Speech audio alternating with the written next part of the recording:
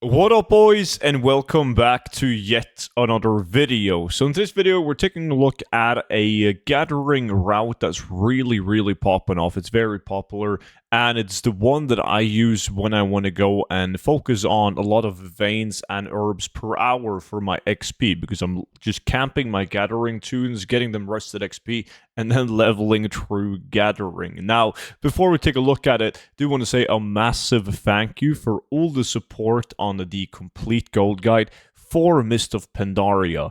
This is a digital gold guide that you open up on your computer, and it features all the best tactics and methods in one place. So if you think that sounds interesting, you can read more about it and grab it by using the link down below in the description. And by applying the discount code Studen, you get it for 50% off. And once again, really do appreciate everyone that's picking it up and all of the positive feedback on it. So thank you all so much for that. Now, this route right here takes place in the Heartland, which is what I like to call it, because that's the name of the farm area. And it's very obvious to see what the route is based on my gatherer mate. So these are like all the veins that I've been picking up. And I'm just going in the circle where I'm focusing first on the northern part right here.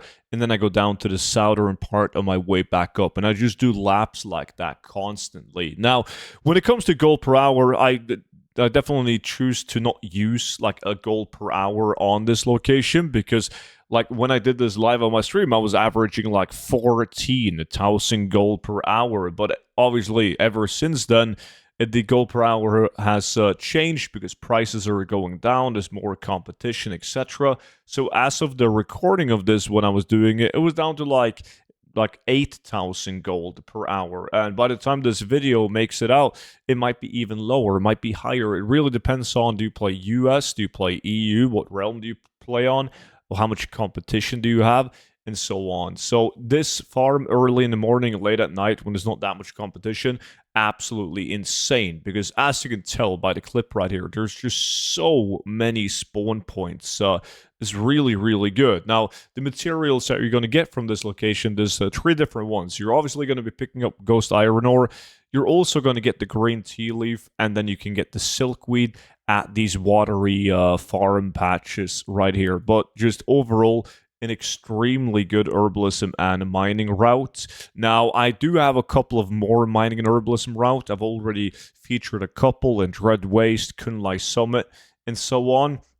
So there's going to be more, because you'll need like a couple of different routes based on the competition in MoP Classic right now, because there's a lot of people doing gathering, and it makes sense. I mean, when you can do gathering for just a couple of hours and then buy yourself a WoW token, as an example, that's really appealing to people, rather than trying to farm a WoW token on retail WoW for game time. So there's a lot of people playing the game just because they're farming game time, and it just makes a lot of sense to do that with the gathering. So definitely great place to do. The favorite thing about this, which is why I refer to this as the easiest route, is that there's very few hostile enemies. Like, you'll be able to do herbalism and mining without ever pulling a mob at this location. Like, 99% of all the veins and the flowers aren't gonna have any hostile mobs around them. Now, by all means, there is a couple of spots where you'll find hostile mobs,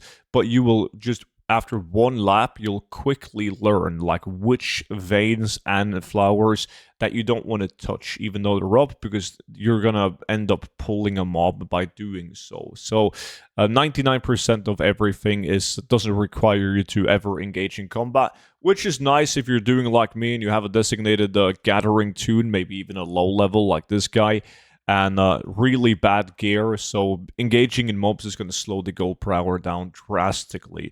But that was it for today's video. Now, as mentioned, I do have a lot of MoP Classic gold farms coming up on the YouTube channel.